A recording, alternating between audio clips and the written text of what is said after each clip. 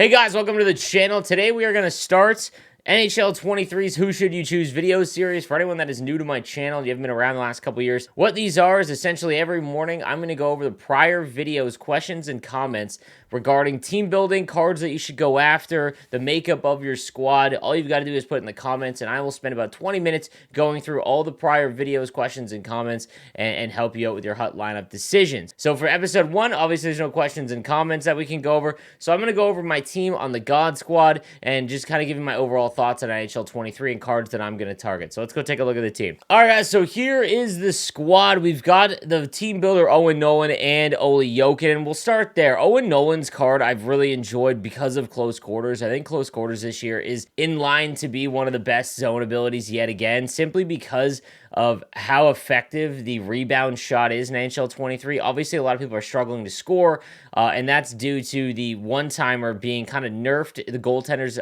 they added human goalie animations, so the ones that you can do in 6v6, and it has really, really impacted the ability to score cross-ice one-timers, which I think is kind of refreshing, to be honest. But close quarters, because you aim low far side or low for the pad, close quarters allows you to get a full animation regardless of how the puck kicks off. So you'll get full shot power and accuracy on a shot when it's, fumbling up in the air, it lands right on the stick, it's on the side. So it's very, very good. I've thought Olli Nolan is extremely impactful. So if you are looking for a right-handed winger, or you can put him at center with the 80 on the faceoff. I've liked him on the wing so far. He's a really strong option for team building. I don't think he'd be my first option, but he's strong. He's a strong one to choose. Then we've got Olli Jokinen. I was kind of torn about him, just because I thought that centermen have gotten their boost for faceoffs this year, so you can actually play centermen at center. So Nathan MacKinnon, for example, he has got a decent faceoff rating that's usable. I didn't want to make Olli Jokinen, but I had enough cards to try to throw them together, so I wanted to see. Quick draw is still really impactful because you can basically win any draw as long as you know the faceoff counters in your own zone. It's very, very easy.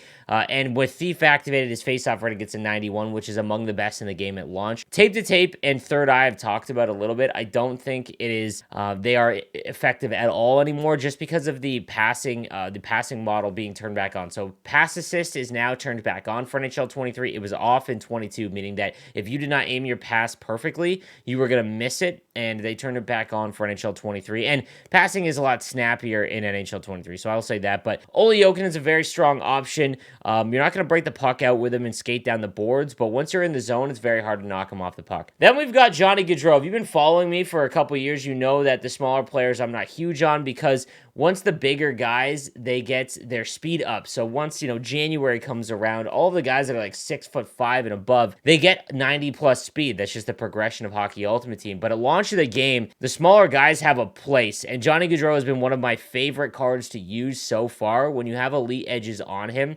if you go into the boards and you can kind of wait to be pressured, you can spin off of checks and just go low far side with a really, really good wrist shot. So 91 accuracy and power on that wrist shot. Third eye, again, I mentioned I'm not using it at all, but elite edges on this card makes him really, really good. So I've really liked this card, and I would recommend it for anyone looking for a left-handed winger. The only issue is that there are some other stronger options, I think, like McCann. But Gaudreau does play really well. I've got Nathan MacKinnon. There's not much else to say here. He's one of the fastest cards in the game. I don't even have wheels on him. 95 speed. He just burns. So you can go crisscross, applesauce. That sounded lamer than I thought it would. Basically down through the neutral zone, and you can't catch anyone. We've got Austin Matthews. Again, that face-off rating being boosted in NHL 23 really makes him a lot more viable. I'm still not a fan of his X-Factor zone abilities. I really wish that we could choose our zone abilities. If Austin Matthews got another card that had a different zone ability, I would love to be able to choose that, but alas, we still cannot. But hey, we're fighting the good fight. We've got Keith Tkachuk. Again, with close quarters and born leader, I think this is one of the best options for team builders to choose, and you can play him at center. I put him at center for a while, moved him over to the wing just last few games, but same situation. His shot is almost automatic, and he's very hard to knock off the puck. Third line right now, I'm rocking Steven Stamkos' X Factor. Same thing as last year. Very, very impactful. I'm not putting gold 1T on a lot of my players just yet. I find that D2D one-timers are not going on. I don't think I've scored one cleanly, and we'll talk about my defense in a second. But in terms of forwards, same thing. One-timers are just not impactful yet in the game, and I'm wondering if that's the lower shooting accuracy, power, and accuracy, because we're used to 99 HUT from the end of last year. I tried gold 1T, didn't notice it.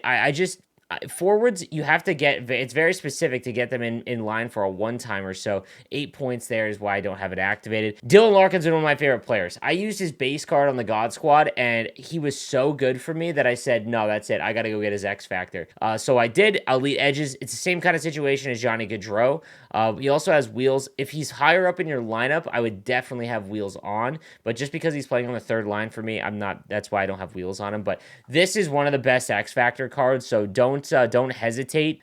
Try and grab his X Factor card. If you get it in a pack and you don't have McCarr or McKinnon or McDavid as options, I would definitely go Larkin. And then we've got base Connor McDavid. Kind of underwhelming. I mean, I don't know if it's because I have such a strong team, but so far, I'm not super impressed with this card. Like, there's times where you pick up the puck and he just flies, right? But I haven't scored a lot with him, and maybe that'll tick up a little bit as the game goes along. I put him on my third line because I was trying out GAUDREAU, but he's really up here on my first line for more often than not. Fourth line is just burner cards for the most part because of synergies. We're playing Hut Rivals Burst, so the fourth line doesn't even see the ice. All right, let's talk about defense, okay? We've got Larry Murphy and Steve Duchesne. Larry Murphy's been a really good card. There's no way around that. However, I'll say I have not scored once with Gold 1T. And because I've really enjoyed Cale Makar, I'd almost say that he is not my number one option. He's still, like, if you took him and you didn't have Cale Makar, 100%, I think that's the play. But Steve Duchesne has been probably my most surprising player. I didn't anticipate him being so dominant all the time, but that gold stick him up ability with the nerf to pocheck, it's automatic. So if you time your pocheck and you hit R1 instead of holding it out, which is what you should be doing now, stick him up will knock it off the puck, and you're not taking penalties with it, so very, very strong. And then that low far side wrist shot from the point with Steve Duchesne, really impactful. And because he's got 91 speed, you can break the puck out with him. He's been really good. So if you don't take Murphy, I'd probably take Steve Duchesne first. He's still an S tier team builder, but I've really, really enjoyed his card. Cale Makar, not much else to say. His base card was my favorite outside of Larkin, and even probably more than Larkin. 94 speed, 94 acceleration. It's, again, if you are someone that is really agile on the puck, you make cuts left and right, you know how to use the half spins and utilize the L2 a little bit in the offensive zone. If you get it with Cale Makar, man, you can dance. You put elite edges on him too. I think that is actually still in play for anyone if he's higher up in your lineup. And defensively, I have Gladiator on him. He's been able to knock people off the puck, so I've really loved his card. If you don't have his base card, I would try to get that first as one of your more powerful cards early on. Really, really strong card. This Roman Josi has been fantastic. So this might be one of those things where you have to try out the card before you find out if they're good. I noticed his Roman Josi card, like, he has 28 points for me, and a plus 22, which is tops on my team. I don't know what it is, man. Like, his pocheck is automatic at 91 stick checking. I noticed his speed, like, and it's only 86. I don't know what it is, guys, but this Roman Josi card has been great. And then I've got John Carlson and Theodore. Again, the third pairing isn't really seeing the ice because it is Rivals Burst. So, I'm using these guys. I've liked Shea Theodore. If you get his X Factor, I would actually spend the coins right away and get him all the way up to max because it costs like 9,000 coins total, and you'll get 87 speed defenseman at 6'2", good stick checking. It's worth it if you can if you get his X Factor untradeable, I'd say. Goaltenders, Igor Shesterkin. It is the year finally we can use smaller goaltenders. He has been absolutely phenomenal for me. I'm almost in Division 1. So I've been grinding a ton of rivals. I've only played any squad battles on the God Squad. I'm 48-26, and that includes a lot of overtime losses. And he's got a 1.63 goals against and an 81 save percentage, which is just phenomenal. I don't even have post-to-post on him. So I haven't tried out a lot of goaltenders. If you've been following my channel for a while, you know that goaltenders, I say this all the time, they will not help you win games. They will steal a goal here or there once in a while, but your defense is really going to determine how good your goaltender is. But Igor has been good. I've heard great things about Markstrom. I'm going to try out Markstrom too, so let you guys know. But that is the squadron right there. Want to talk real quick. There was an event. This will be more, I'll go more in depth with my Market Monday video. So every Monday, I'm going to come out with a video that goes over the market and my things that you should focus on. 83 overall cards, 83 and 84 overall cards, and even 85s. Because of how the new event works and you're getting multiple free 88 overalls, it's really hurt the market early on because there isn't a lot of people that are in need of using these 83s and 84s in sets for this event. What I would recommend, if you bought a ton of them, even 84 85s, what I would do, save them all until the next event. It's 2 weeks away. I get it. It's a lot, especially if you're no money spent to sit on these cards. The next event should be fantasy hockey. And if for anyone that doesn't know what fantasy hockey is, that's the one where you get a card, and if they score a goal in real life, they go up +1. EA has no control over how fast these cards go up in overall. So Duchesne last year was a 99 by December.